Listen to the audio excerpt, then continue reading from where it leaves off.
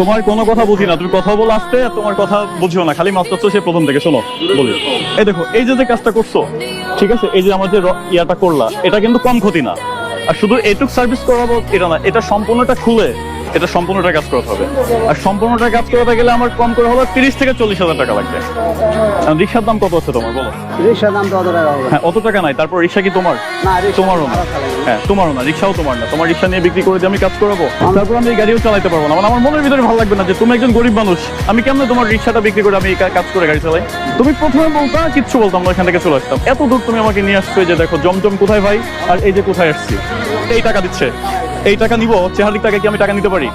অত চেহারা দেখেই তোমার মায়া লাগতেছে যে ও সারাদিন এই পরিশ্রম করে টাকাটা ইনকাম করছে, আমি এই টাকাটা কেমনে নিই?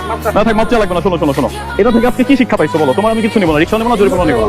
কি শিক্ষা পাইছো? এটা ভালোভাবে চালাই দেবো, গাড়ি সচেতন চালাইতে হবে। সচেতন হবে, চালাইতে হবে। কত এক্সপিরিয়েন্স। তাহলে আমরা তার কাছে কোনো জরিমানা নিচ্ছি না, ঠিক আছে?